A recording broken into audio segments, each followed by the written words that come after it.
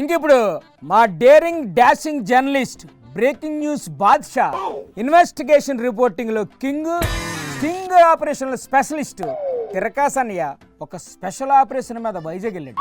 తన దగ్గర బాక్సులు బద్దలైపోయే బ్రేకింగ్ న్యూస్ ఉందని మెసేజ్ల మీద మెసేజ్లు పంపించేస్తున్నాడు. భూమి దద్దరిల్లిపోయే బ్రేకింగ్ న్యూస్ ఏంటో చూసేద్దామా? తిరకాసన్నయ్య ఏంటి సంగతి?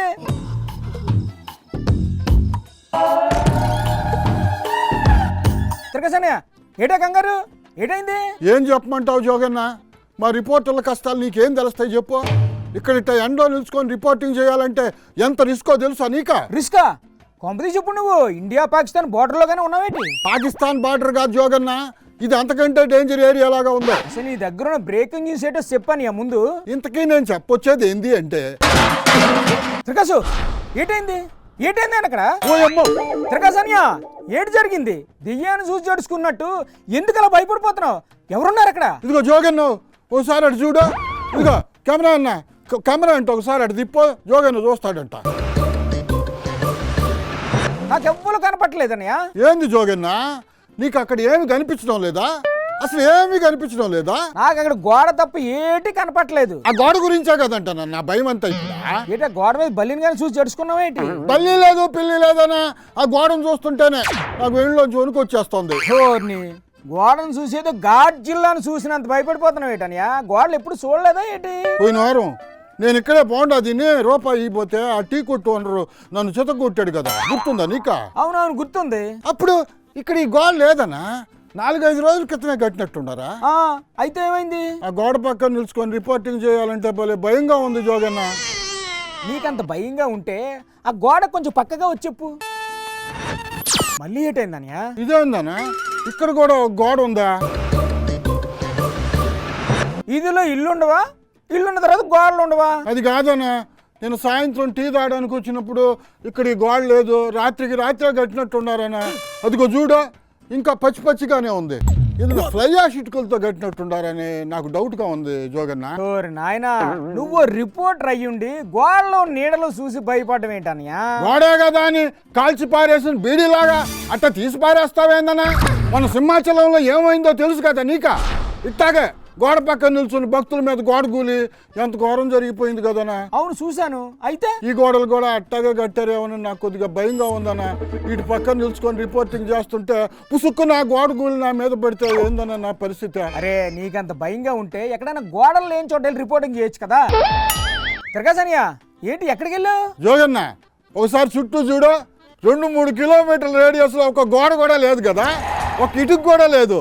ఇప్పుడు అడగన్నా ఏం అడుగుతావో ఫటాఫట్ అని చెప్పేస్తా. అన్నట్టు ఆ సింహాచలంలో గోడ కూలిపోవడానికి కారణం ఎవరంటానయ్యా? తెలిసిందే కదన్నా, ఎప్పట్లాగే గత ప్రభుత్వమే కారణం అందాం అనుకున్నారు కూటమి వాళ్ళు. మరి అనలేదా? ట్రై చేశారన్న. అసలు ఈ గోడ ఎప్పుడు కట్టారో ఎంక్వైరీ చేస్తాం, దాన్ని బట్టి యాక్షన్ తీసుకుంటాం అని వైసీపీ ప్రభుత్వం మీద నెట్టేద్దాం అని చూశారంటే ఒక మంత్రి గారు. ఒకసారి ఆమె ఏమనిందో నువ్వే చూడు. ఏ టైంలో కన్స్ట్రక్ట్ జరిగింది, ఏ స్కీమ్లో కన్స్ట్రక్ట్ జరిగింది, ఎవరు కాంట్రాక్టరు, ఎవరు ఇంజనీరు, ఎవరు క్వాలిటీ కంట్రోల్ ఎవరు చేశారు, ఎవ్రీథింగ్ మేము ఇందులో ఎంక్వైరీ చేస్తాం. ఓహో, అది కూడా అయిందనమాట. కానీ ఆ గోడ 4 రోజుల కింద కట్టారు అని అక్కడ ఉన్న వాళ్ళు ఎవరో చెవులో చెప్పంగానే అయితే ఏంది ఇప్పుడు ఆ గోడ ఎట్ట కట్టారో మాకేం తెలుసు అని మాట మార్చేశారన్న. నేను చెప్తే నమ్మమన్నా నువ్వు? ఒకసారి చూడు. ఇది అన్ఫార్చునేట్ థింగ్. అక్కడ గోడ ఉంది. ఆ గోడ పిల్లర్తో కట్టాడా, సిమెంట్తో కట్టాడా, బ్రిక్తో కట్టాడా అన్నది ఎవరు కూడా మేము చూసుకోవడానికి మాకు. అయినా ఏ విషయానికైనా ఏదో విధంగా లింక్ పెట్టి దీనికి గత ప్రభుత్వమే కారణం అంటారు కదా వాళ్ళు. అంటారనా? ఎందుకంటారు?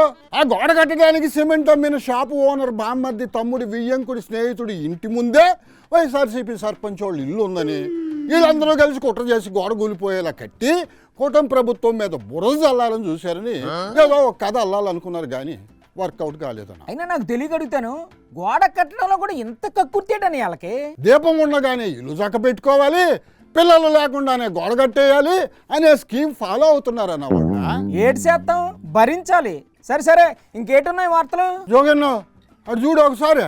ఏముంది అక్కడ? అదేందోనా, ఏందో ఒకటి నా వైపే కథలతో వస్తుందనా. ఏటది ఏమవుతుంది నీ వైపు?